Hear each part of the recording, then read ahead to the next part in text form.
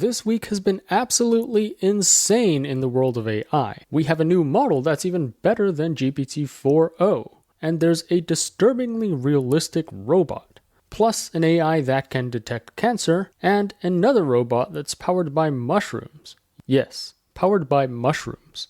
And this AI can generate a video game in real time as you play, plus a lot more news, so let's jump right in. Alright, first, researchers have created this incredible AI that can spot cancer and viral infections. This AI is called AINU, which stands for AI of the nucleus, and it's trained to tell the difference between cancer cells and normal cells. It can also detect early signs of viral infections inside the cells, so this could really improve how we diagnose diseases and monitor health. You can see its accuracy is close to 100%. So AINU works by analyzing high-resolution images of cells. These images were taken using a special technique called STORM, and this method reveals tiny details that regular microscopes can't see. So this AI can find changes as small as 20 nanometers. That's way smaller than the human hair, just for comparison. These tiny changes can show how DNA is arranged in cells. The AI uses convolutional neural networks, which is often used for object recognition and to find patterns in images. So basically, you plug in an image and it analyzes this image using different convolutional layers in the neural network. This is the same technology that's used in face recognition, or like how your phone or laptop unlocks after seeing your face. But instead of analyzing your face, AINU uses this technology to analyze cell images. And after being trained on many images, it can very accurately identify cancerous cells. One really awesome feature about AINU is its speed. It can detect changes in a cell just 1 hour after infection. This is super quick and way faster than traditional methods, which rely mostly on visible symptoms. With AINU, doctors could diagnose infections quickly from simple blood samples, and this could lead to way faster and better treatments and vaccines. Now, before AINU can be used in hospitals, some challenges still must be overcome. So, for example, the imaging equipment that's needed for this is expensive and complex. So currently, it can only analyze a few cells at a time. It's not really scalable yet, so researchers hope that improvements in technology will make this easier to scale and implement in hospitals worldwide. So with this technology, AINU could greatly help in scientific research and improve stem cell therapy, for example. Alright, next up we have this. No, this is not a human dressed in a suit. This is actually a legit robot, although I'm not sure why it had to be dressed in a suit. I think the designer needs to rethink this. Anyways, this robot is called Neo, and it's by 1X Technology. This humanoid robot is designed for home use, so it stands at around 5.5 feet, and it only weighs 66 pounds, so super lightweight. Despite its small size though, it has impressive abilities, so it can lift double its weight and carry up to 44 pounds. It can even run at speeds of up to 7.5 miles per hour. Plus, it operates for 2 to 4 hours on a single charge. And as you can see, the design of Neo is very unique. It features a bio-inspired look, mimicking human muscle structure. This allows for smooth, natural movements. So for example, as I mentioned before, it can walk, it can jog, it can even walk up and down stairs. And this makes it very practical for everyday tasks around the house. And like many other humanoid robots, which have an AI model built into their heads, this one can also follow natural language commands. This allows for more natural and fluid interactions with the user. And safety was a big focus during Neo's development, so it has a soft and compliant design for safe interaction. And because it's lightweight,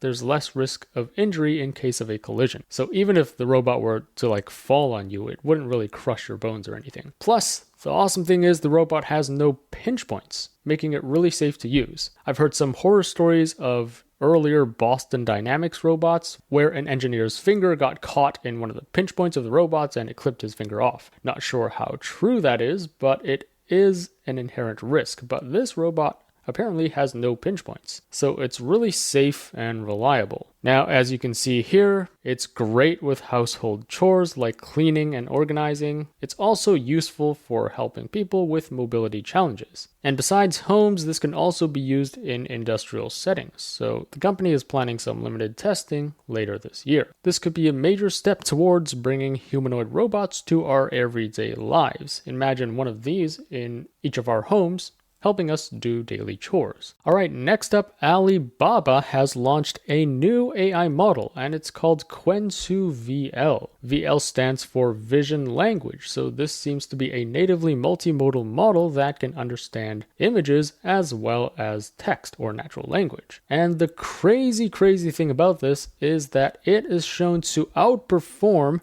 GPT-4o in various benchmarks. Now, this is their own report, so do take it with a slight grain of salt. But you can see here for mathematical reasoning, for document and diagrams reading, for visual question answering, video understanding, visual agent, it basically outperforms most of these metrics compared to GPT-4. So its vision analysis model is very capable. I'll link to this article in the description below, but it says it can handle images of different sizes and shapes. It can even analyze videos that are over 20 minutes long. And it's great at tackling complex tasks too. So here are just some examples. Output the color and number of each box. So it's quite a tricky prompt, but you can see it answered this correctly. The AI also supports many languages. So of course it can understand English and other European languages, but it also works with Japanese, Korean, Arabic, and Vietnamese, just to name a few.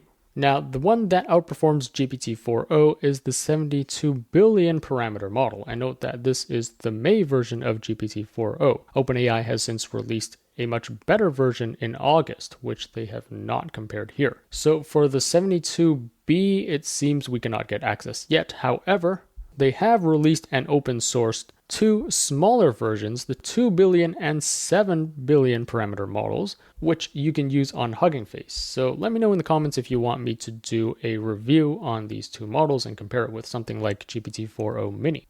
But anyways, why is this so impressive? Well, first of all, this is coming from Alibaba from China. And the company that's making the best computing hardware for AI is arguably NVIDIA. And as we know, the US government has banned NVIDIA from selling to China. But even with this handicap, it seems like China has come up with a way to build their own compute, and they're kind of catching up. They've built this model that is as good, apparently, as GPT-4o. And keep in mind, GPT-4o could be over 1 trillion parameters in size, whereas this one is only 72 billion. So it seems like OpenAI and Anthropic, they might not have a moat or a competitive edge anymore. Like, competition is fierce, and other companies could easily catch up, as we've seen with like Grok 2 and now Quantu. All right, next up, Cornell University has created a fascinating new type of robot. These robots are called Biohybrid robots, and what makes them special is that they use mushrooms to help control their movements. Yes, you heard it, mushrooms. So apparently, researchers have discovered this fungus that can send electrical signals. And these signals, if you add this fungus into the robot, it allows the robot to react to their surroundings in unique ways. So the team published a paper on this groundbreaking research. Now, unfortunately for most people, you can't get access to this. You need to pay for this, which is lame. I mean, come on, science robotics. It's 2024. Do you still need to gate scientific knowledge with a price? I'm really not a fan of these academic publishing companies that have a paywall. I mean, knowledge should be free, and they're not paying the researchers, they're not paying the readers, they just hog all the money for themselves. But anyways, this team of researchers at Cornell, they published this paper, and they looked at how this fungus or this mycelia can sense different inputs, such as light. And using mycelia as a component in these robots is quite interesting. Mycelia can grow in tough conditions, it can respond to various signals, and unlike synthetic sensors, which operate on one task, mycelia can respond to multiple signals. It could be light, it could be chemicals, it could be heat, and this makes them much more versatile for robots. So this is a really interesting intersection between different fields, right? So the team needed to combine knowledge from mechanical engineering, but also from mycology, or the study of fungi, and also neurobiology. And then eventually they came up with a system that can accurately record this electric activity in this mycelia or fungus in real time. And from this, it can process these electric signals and then convert that information into a digital control signal to control robots. So the team actually built 2 robots. One is a robot shaped like a spider, which you see here. Plus they also made a wheeled robot. Now this is still in its very early stages. It's not able to do anything fancy, but it's the first time that anyone has powered a robot using fungi or mushrooms. So it's a really interesting intersection. Thanks to the sponsor of this video, UPix. If you're feeling overwhelmed with Midjourney or Stable Diffusion, you don't want to worry about prompting or learning all these different settings, well, UPix has made it dead easy for you to generate high-quality, realistic images of yourself or anyone else in just one click. It works on desktop as well as on your phone. You don't need to install any apps or anything, it just works straight from your internet browser. Simply select a template, and then upload your photo, and then click Create. It's as easy as that. And look how realistic the results are. There's many templates for you to choose from and more to come, so check it out at upix.app.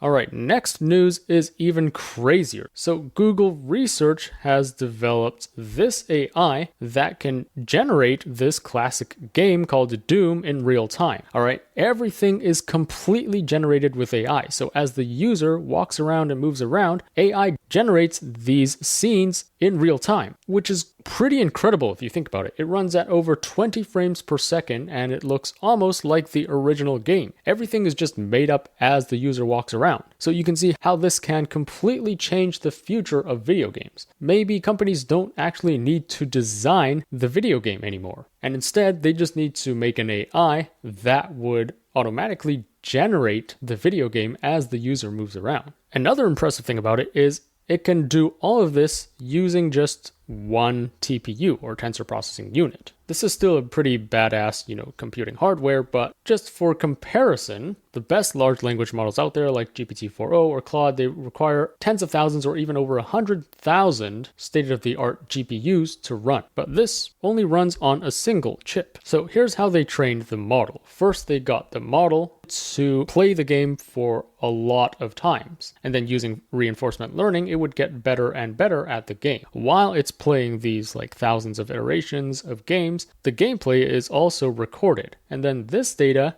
is fed into this diffusion model. Now, diffusion models are basically the backbone behind image and video generators. So for example, Stable Diffusion or Flux and Sora, they all use diffusion models to generate the image or the video. And this AI is no exception. So this AI also uses a diffusion model to generate the video game frame by frame. And it's trained on generating these frames using the gameplay data. So this is just incredible. This is the first AI model to generate a complete and playable video game in real time. And it does this without relying on a real game engine. So pretty soon we're about to see an era where AI can just generate entire games on the fly. And this is definitely going to change video game design and development forever. This isn't even a hyperbole. Imagine games that are personalized for each player. In other news, this company called Magic has developed a new model called LTM2 Mini, and LTM stands for long-term memory, and this model can process 100 million tokens at once. That's bloody huge. So for your reference, GPT-4o, the state-of-the-art model, only has a window of 128,000 tokens, and the model with the biggest token window right now is Gemini 1.5 Pro, which can take in 1 million tokens. And with 1 million tokens, you can analyze 1 hour of video or 11 hours of audio, over 30,000 lines of code, or over 70,000 words. But this is nothing in comparison to this new LTM Mini, which can take in 100 times more tokens. This is just absolutely insane. So for your reference, 100 million tokens equals around 10 million lines of code or 750 novels. The cool thing is LTM2 Mini also understands context 50 times better than current models. It uses a special algorithm that processes long data sequences 1,000 times more efficiently. This means it can analyze complex information quickly and accurately, even if it's buried in like a ton of text or a ton of articles. And this efficiency and accuracy sets a new standard for AI performance. So Magic is teaming up with Google Cloud to build advanced supercomputers as well. So they've announced 2 supercomputers. One is called Magic G4, which is powered by NVIDIA's H100 GPU. This was the most demanded commodity in the tech world in 2023, and it was basically sold out because all the tech giants were hoarding it. And then Magic G5, which is powered by NVIDIA's latest and even better Grace Blackwell 200 chip. And with these resources, they can really push the boundaries of what AI can do. Anyways, this announcement about LTM2 Mini is a breakthrough for many reasons. This allows AI to handle very dense code bases and large databases at once. So imagine an AI assistant that can remember years of conversation history. And if you ask it something, it can actually scan through all these hundreds of thousands of lines of code and actually find what you want. This could lead to an AI with near perfect memory and recall, making them much more useful than what we have today. In other news, OpenAI is reportedly in talks to raise a new round of funding. This would get OpenAI valued at over $100 billion. I mean, look at the smile on his face. Anyways, this would be a big jump from their last valuation of $86 billion, and if this happens, this would be one of the highest valuations for any AI startup. So apparently, Thrive Capital, which was a previous investor, is leading this funding round. They are expected to invest around $1 billion, plus Microsoft is also expected to participate. There are also rumors that Apple might also participate. And then there are other investors like Khosla Ventures, Infosys, and Y Combinator. And OpenAI really needs this funding because they're actually facing quite huge losses.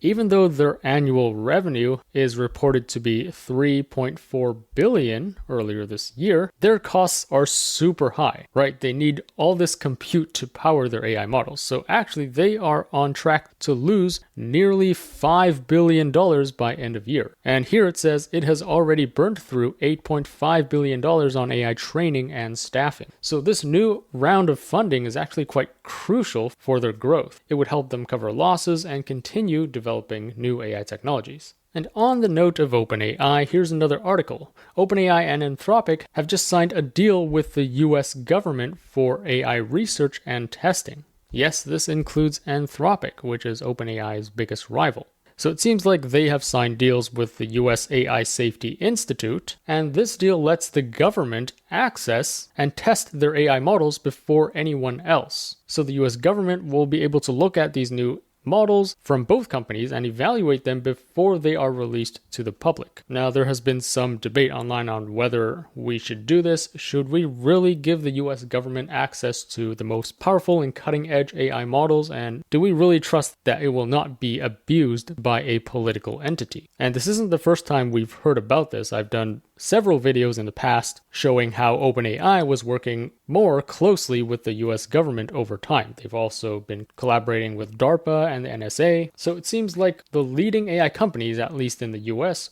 are working more and more closely with the US government, and this could change how AI is developed and tested, at least in the US. This could somehow impact innovation and safety and competition in the AI space. In other news, this is called VoicePilot, and it's developed by Carnegie Mellon University, and this is aimed to improve communication between humans and assistive robots. So just to give you some background, around 5 million people in the US have motor impairments, so they have difficulty moving around compared to a normal person. Now, they've designed this robot to help individuals with daily tasks and boost their independence. So they made this framework called VoicePilot, which is designed to make interactions more natural and effective. They've basically embedded this AI, or this large language model, into an assistive robot that can feed these people with motor impairments. And instead of them having to press a button or doing any complex movement, all you have to do is talk to it. Feed me a scoop of blueberry and yogurt combined. 3 days later. So users can give it personalized instructions, as you can see here, similar to speaking to a human caregiver. So they've tested this robot with 11 adults, and then they found that here are some ways they can improve this further. So this integration should offer some customization options. It should be able to execute multiple options sequentially. So for example, feed it this, and then feed me that, and then do something else. It should also be able to execute commands with the speeds comparable to a human, so this robot does move quite slow right now. We gotta speed this up or it's gonna take forever to feed someone. Plus they need to improve the consistency. So anyways, that sums up the highlights in AI this week. This is a more rapid fire format. Let me know if you like this in the comments below. Let me know what you think of all of this. I'd love to hear your thoughts, and I try to respond to as many comments as possible. As always, I will be on the lookout for the top AI news and tools to share with you. So if you enjoyed this video, remember to like, share, subscribe, and stay tuned for more content. Also, there's just so much happening in the world of AI every week. I can't possibly cover everything on my YouTube channel. So to really stay up to date with all that's going on in AI, be sure to subscribe to my free weekly newsletter. The link to that will be in the description below. Thanks for watching, and I'll see you in the next one.